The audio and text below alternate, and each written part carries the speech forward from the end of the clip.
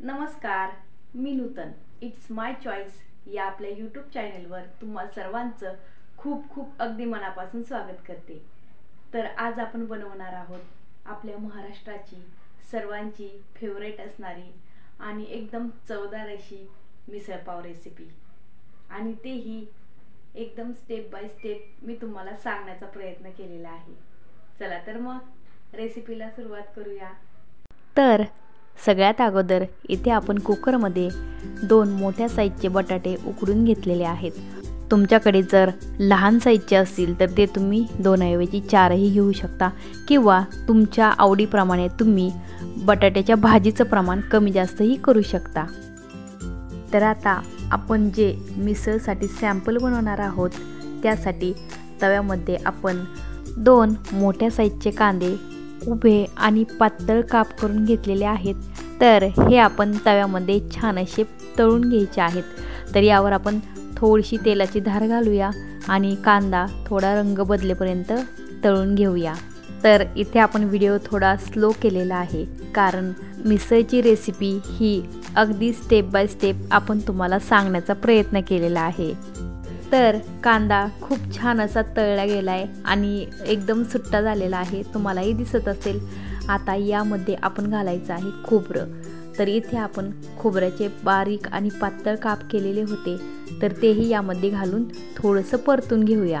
तर आता या सर्व साहित्यांचं प्रमाण आपण डिस्क्रिप्शन बॉक्समध्ये दिलेलं आहे आणि ते तुम्ही बघू शकता. तर आता आपण इथे आल्याचे पातळ असे काप करून घेतलेले आहेत, ते यामध्ये परतून घेऊ. तसेच लसूणच्या 6 ते 7 पाकळ्या, हे सर्व आपण एकत्र करून छान असं परतून घेऊया. तर आता हे सर्व तव्यामध्ये तळून घेताना आपल्याला साधारणतः 3 ते 4 मिनिट लागतात आणि अगदी मिडियम टू लो फ्लेमवर हे आपल्याला तळून घ्यायचं आहे. जर आपण खूप जास्त घाई केली तर सॅम्पल अजिबात परफेक्ट बनून तयार होणार नाही. तर आता यामध्येच आपण उभ्या स्लाईसमध्ये कट करून घेतलेला टोमॅटोही घालायचा आहे आणि पुन्हा हे सर्व आपण व्यवस्थित एकत्र करून घेऊया. आणि टोमॅटो घातला की लगेच यामध्ये मीठ घालायचं आहे. तर मीठ घालण्याचं कारण असं आहे, टोमॅटोचा जो काही कच्चेपणा असतो तो निघून जातो.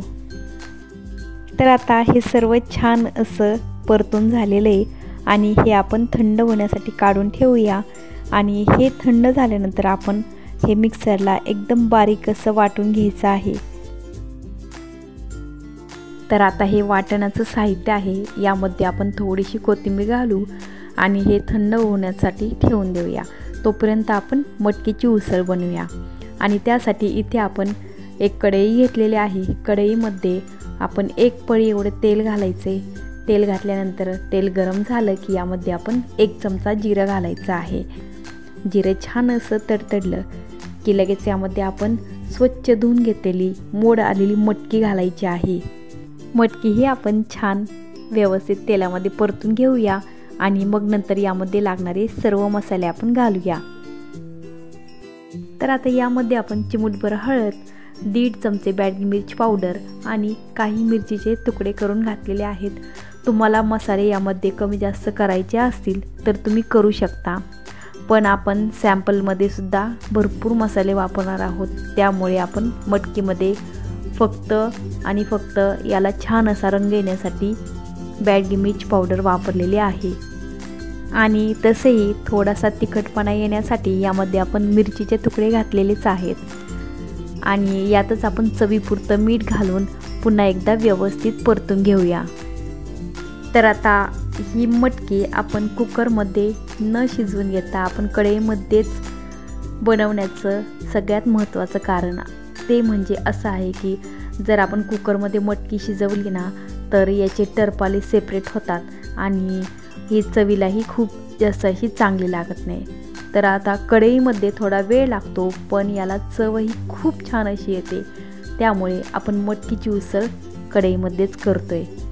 आणि आता यामध्ये आपण अर्धा ग्लास पाणी घातले. पाणी घातल्यानंतर याला साधारणतः 10 ते 15 मिनिट आपण वाफलून द्यायचं आहे.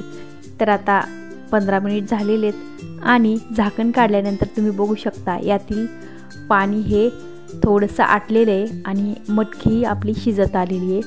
तर अजून थोडा वेळ याला असंच सोडून देऊया आणि यातील सर्व पाणी आपण आटवून घेऊया।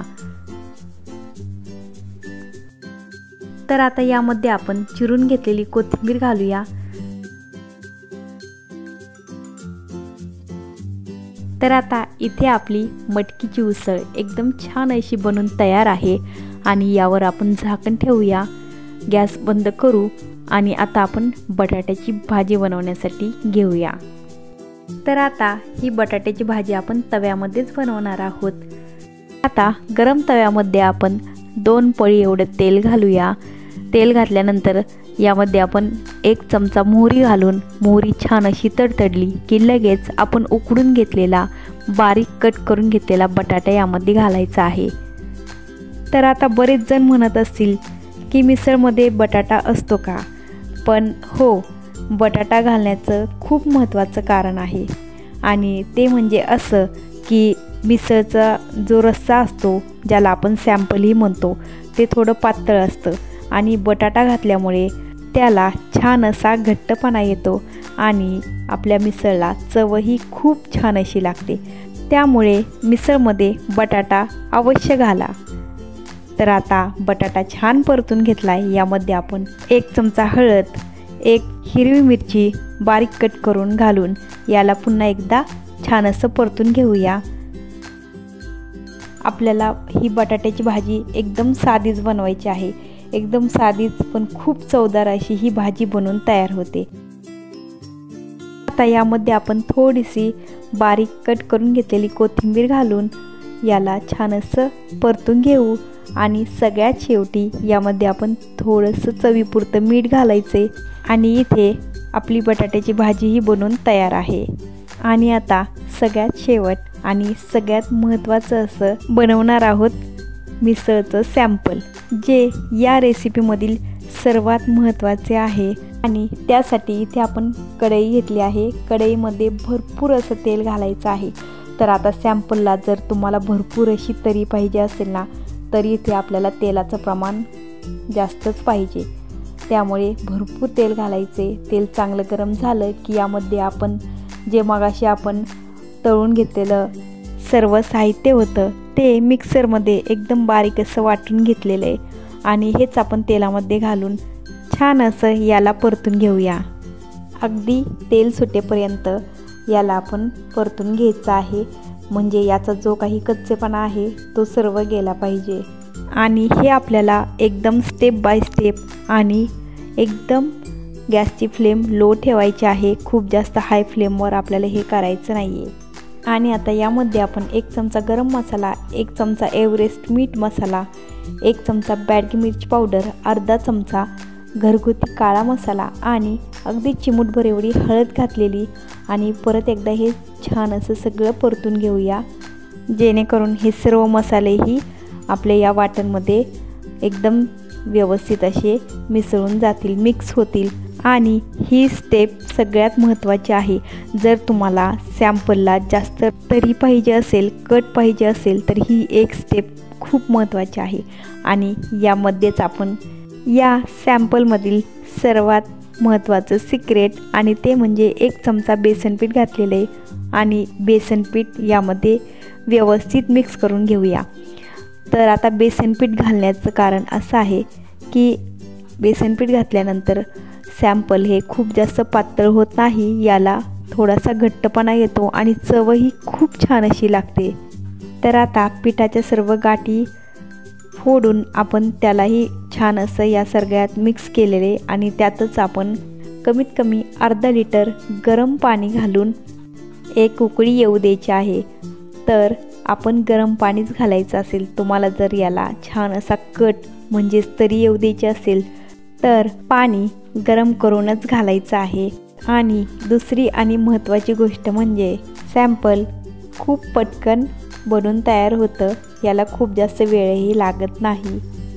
तर आता इथे छान अशी सॅम्पलला उकळी आलेली आहे आणि तुम्ही बघू शकता किती छान अशी यावर तरी आलेली आहे, म्हणजेच कटही आलेला आहे। तर ही वरची तरी आपण सेपरेट काढून घेऊया। तर आता सॅम्पल ही बनवून तयार आहे आणि गॅस बंद करू आणि मिसळ खाण्यासाठी सर्व करूया। आहा हा हा, बघूनच तोंडाला पाणी सुटतंय ना। एकदम मस्त आणि चवदार अशी मिसळ बनून तयार आहे बरं का। तर आता तुम्ही तर बघत राहा, पण आता मी ते खाणार पण आहे, मस्त याचा स्वाद घेणार आहे। तर आता हे सर्व तर समोर दिसत आहे, पण आता याची मिसळ कशी बनवायची ते मी तुम्हाला स्टेप बाय स्टेप दाखवणार आहे। चला तर मग वाट न बघता लगेच सुरुवात करूया। तर आता सगळ्यात अगोदर यामध्ये घातलेली आहे आपण भरपूर अशी मटकीची उसळ।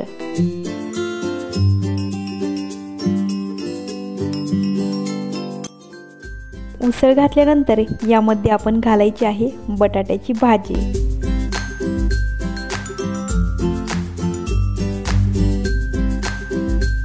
आणि आता यावरच आपण घालायचं आहे भरपूर असं कट आलेलं तरीदार सॅम्पल।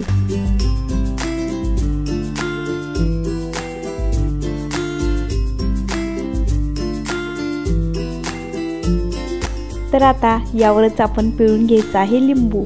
लिंबू पिळल्यानंतर भरपूर असा चिरलेला कांदा घालायचा आहे आणि मग यावर आपण फरसाणा घालायचा आहे। फरसाणा घातला की भरपूर असं यावर परत एकदा कट घालायचा आहे, सॅम्पल घालायचं आहे।